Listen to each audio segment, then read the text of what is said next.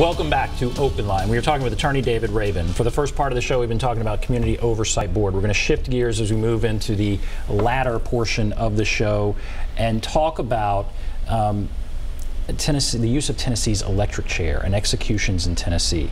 Edmund Zagorski was scheduled to be executed several days ago. That was stopped. He asked, instead of being put to death by lethal injection, to use the electric chair. The governor put a 10-day stay. That 10-day stay will be up soon. The governor said today that Tennessee is ready to use the electric chair, and he has not changed his mind on, I guess, not having it be used on Mr. Zagorski. So, David Raybin, you represented the last person to be executed by using the electric chair. When I say represented, explain what that was. He had fired all of his lawyers because they wanted to continue on with his appeal. And he requested that the court appoint someone to superintend his execution, to protect his rights at the time, to make sure that if there was something wrong that I could call the governor or a federal judge and stop it if there was something inappropriate during the process. This was Darrell Holton, and this was 1997. You helped write the death penalty statute. This was 2007. Was it 2007? 2007. So this was Darrell Holton, it was 2007. Okay. Right. So this was, that's still a while ago. Sure. So Darrell Holton, 2007, the last time the electric chair was used. Correct. You helped write the death penalty statute.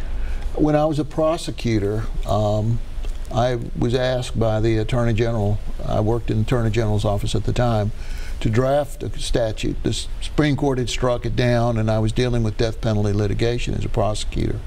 So I was asked to draft that, and that's what's on the books today, the current death penalty procedure that we have. The method of execution has changed through the years, but the death penalty statute in the abstract, I did prepare that. And as an attorney, I think that the Constitution says in the most extreme instances that the state has the right to execute someone where due process has been applied, and it's the worst of the worst. Right now, our Supreme Court said that is constitutional. You then do not have an objection to the death penalty, per se.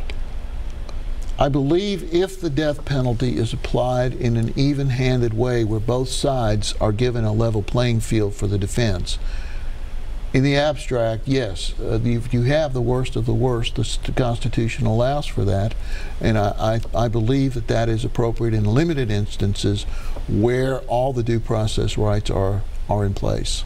What do you think about the use of the electric chair? I have witnessed an electrocution. It is barbaric in the extreme. Death is instantaneous. You cannot question that. But all the things that lead up to it, all the process, the binding of the person, putting them in the chair, putting sponges on their head and water dripping down them and masks on their faces and the like, is barbaric. And it's inhumane to execute someone in that fashion. And I suggest that we should never have that. There may be other more humane ways of doing it, but the electric chair isn't one of them. So what did you think when Edmund Zagorski's attorneys said their client wants to be electrocuted, wants to use the electric chair?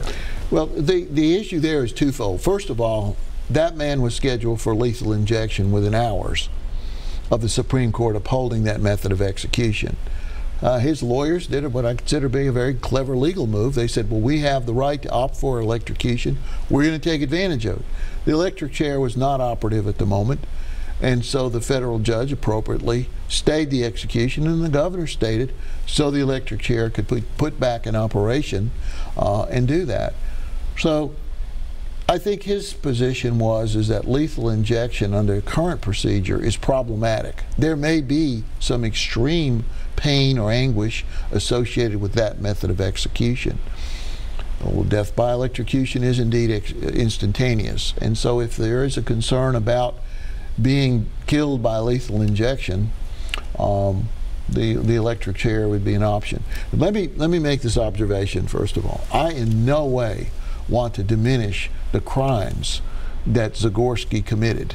I think they were horrendous in the extreme.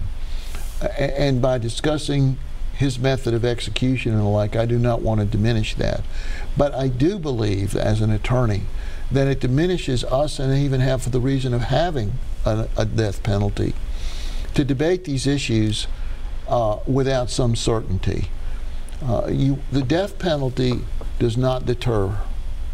It exists for one reason, and that is to punish the person, and a societal statement that what that person did was so horrible, we're going to take their life in retribution. That's what it is.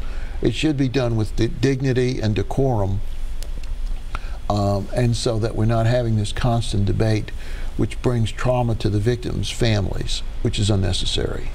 That's fascinating. And again, when you were there to represent him, to make sure, I guess, his wishes were carried out in a humane way.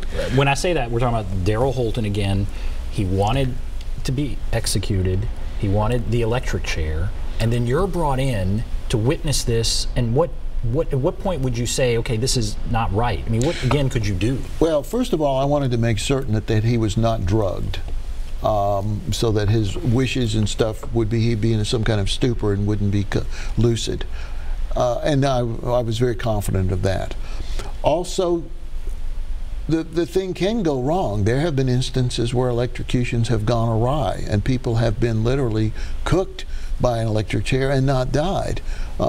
My job was, if that sort of thing happened, I had a direct line to a federal judge and the governor to say, stop this, because this is not being done according to the book, where there's some torture involved in that. That has happened, and that was my role. But also, I wanted to make, the government had me there as a witness so that they couldn't say something is done wrong, because the press never saw anything that I saw. I accompanied him down that last mile, as it were, from his cell, where the extraction team brought him, put him in the chair, strapped him down. None of the media representatives saw that. I did. But I wanted to make sure that that was done in an appropriate way, and that he wasn't tormented or tortured in any way, which could inadvertently occur. By having a lawyer there to witness that assures the public and the people that there is a witness there that is on his side, so that it's being done appropriately. And I felt that the government did that according to the book, but I had the right to stop it or ask it to be stopped if it was inappropriate. And you think, even when it's done by the book, that this method is not the right method? Absolutely. I mean, when he's sitting there in the electric chair and they put these sponges on his head for the connectivity and the like, and water's running down his face, it appears like the electric chair is weeping for its victim. And he's strapped down with all of these things, and they put a hood over his face. That is barbaric. Why in the world? We're the only country in the world that does that. There has to be a different way, or a better way, to do this without this ceremonial electrocution, which was designed, by the way, back in the 1900s to advocate AC versus DC, to show that one was safe and that one wasn't. I mean, it was a publicity stunt back in the 1900s. It is unnecessary to do it this way. I think it is demeaning to do this. Certainly it produces instantaneous death, there's no question about that. But I think we should debate the way the death penalty is imposed, as opposed to the discussion about whether we have a death penalty or not. Those are two very different discussions. Well, and we've debated a lot whether or not we should have a death penalty on this show and all over. Less so, I think, about how it's imposed. Now, there are people that say lethal injection is designed more for the witnesses and those who have to watch it, because it appears to be a much more peaceful, I guess, for lack of a better word, death. That it's easier to watch. But it's, I mean, Zagorski's attorneys say that the last person, Billy Ray Irick, was tortured, suffered for much longer, and that while it may be easier to watch a lethal injection, it is much more painful. Well, when you have an operation in the hospital, you have a physician who's dedicated to nothing but anesthetics for the patient. There's no physician there during these lethal injections. They can go awry. These bizarre cocktails that they have, that they're designed to do various things, I don't know that that's perfected, and I don't know that that is an appropriate thing. And there have been some studies in other jurisdictions that people's bodies are different. They react different to medication, and sometimes it's described as a drowning feeling. And some people say, well, you know, what about the victims and what they had to go through? The issue is we don't want to be like the killers. If we're going to execute someone, it should be done in a humane, nearly instantaneous method. That if that's why we have a death penalty, that's the way it should be done. And I'm not convinced that lethal injection under the current protocols are necessarily the best way to do it. So it sounds like you don't. What does work? You're not a you don't support the electric chair, and you're also concerned about lethal injection. Oh, I think I'm concerned about lethal injections under the way that it's being done today. I think there may be different protocols that could be used that would be more instantaneous. I mean, there have been various experiments. The gas chamber was once used, like in California. People would suffer for sometimes hours by being asphyxiated. Hanging was used, and people were, their heads came off literally. And so there has to be ways to do this that are more humane and that are considered appropriate under the circumstances. I will tell you that this death by electrocution is bizarre. It's medieval. And while we're going to have a death penalty, that's not the way to do it.